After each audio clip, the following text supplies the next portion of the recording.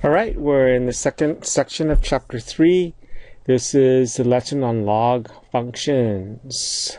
You will recognize and evaluate log functions with the base A, graph log functions, and recognize, evaluate, and graph natural log functions.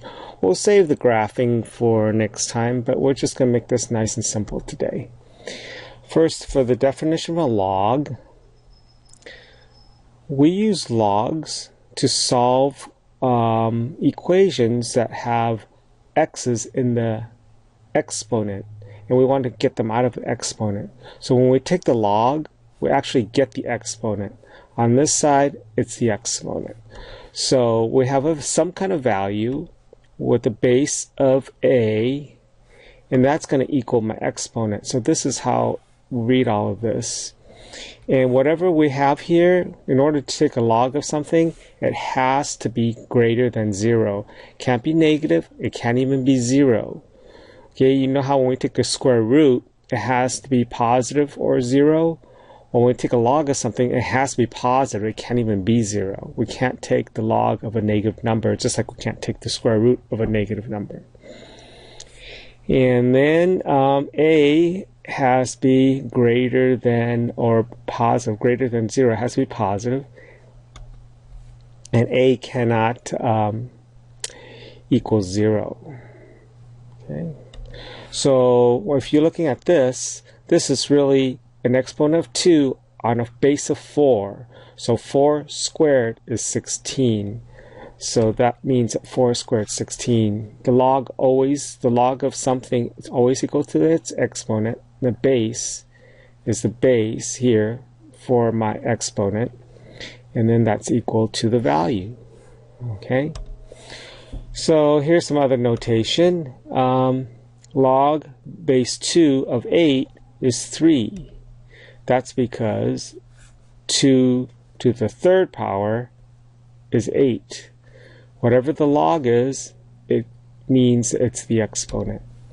So what do you think the log base 2 of 16 is? What to the base 2, what exponent will make 16? 4, right? 2 to the fourth power is 16. Okay, what about 5? Log base 5 of 25. Pause it here if you want a little more time to figure this out. And that would be a 2, because 5 squared is 25, right? 5, this is the exponent on this side. All right, common logs is the base 10, and it's really 10 log base 10. We usually would write it without the 10, and on your calculator it just says log. If it's just says log without a base, then it's assumed to be 10. So log, assume the base is 10. What to 10 to what power is 100? Well, 10 squared is 100. The 10 is not written. Just like in the square root, we don't write a little 2 in the square root sign, right? What I mean by that is, in a square root,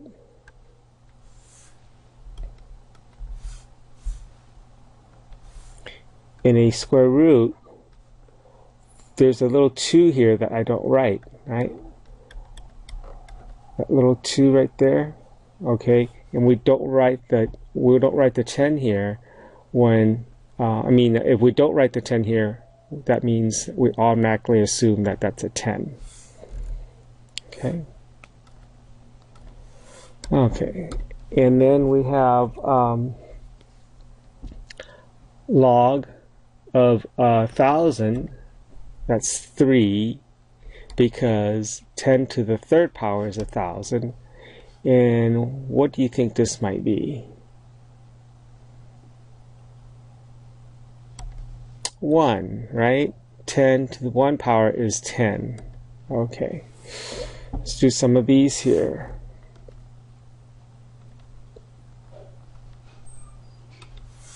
We have, let's see, log base 2 of 32. So we're saying, what do we put up here to get a 32?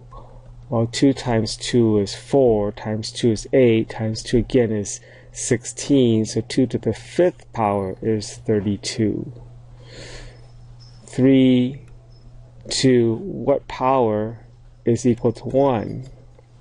Well, and you know that anything to the 0 power is 1, so this is 0. Log base 4 of what number gives you 2? How can we make a 4? Well, we would have to take the square root, and the square root would be 1 over 2. And then 10 to what power will give me 100? That'll be 10 squared gives me 100. Okay. All right. We use a calculator to evaluate these. I'll let you do these on your own, but let's see. If you put a 10 here, 10 to what power is 10 to what power is 10, right? This means x, so the 10 goes here, and that has to equal 1, because 10 to the 1 power is 10. Okay? 10 to what power is 2.5? So you're going to use your calculator and put log of 2.5 or 2.5 log, depending on how sophisticated your calculator is, and you should get this would be equal to, let me erase this here. Oop. Isn't that an eraser? No. Oh yeah, it is an eraser. Okay.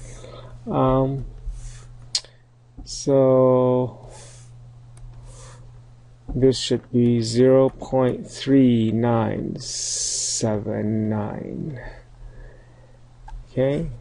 And then what about 10 to the log of negative 2? Well, that's going to be undefined, because you can't take a log of a negative number. You can't put a negative 2 right here. Okay, and then 1/4, log of 1/4 would be a negative 0.6021. Okay, all right. Let's see. Properties of logs. This is a property. Log of something is equal to 1. That is always going to be 0, because anything to the 0 power is 1. Remember, the log is equal to the exponent. This is the exponent on the base, and anything to the 0 power is 1. Second property, log of a, base a of a is equal to, that's equal to 1, because the log base a to the 1 power has to be 1, right? And this one, if these two are the same, then by the inverse property, we have x. If this is the exponent, this is the exponent, right? Okay. And then if log base a of x is equal to log base a of y, then we can say that log of x is equal to y. This seems kind of common sense, but we're going to use this property a lot to solve log functions. All right, solving log properties. You have log base 2 of x. So just using the property, then these two, x has to equal 3, right? Can you tell that these two are the same now? Okay. So log base 4 to what power is 4? Well, x has to equal 1, right? Because this is base 4, this is my exponent, and that's equal to 4, so x has to equal 1. Well, what about this? Log base, these two cancel out, so x has to equal x, whatever that number is, because these two cancel out. And then these two cancel out, so this is just equal to 14. This is kind of like what we call an antilog of log base 7. The 7 is the antilog of log base 7, so those cancel out. That's how we solve them. Okay. All right. So on the Google form, I have a little trouble doing this notation. So these are the questions on the Google form. These are the answers, and this is the question. Use the definition of log functions to evaluate this. You can pause it if you need to write something down. Question number 2. Question number 3. Question number 4. Question number 5, and last one, question number 6. Okay, all right, that's it.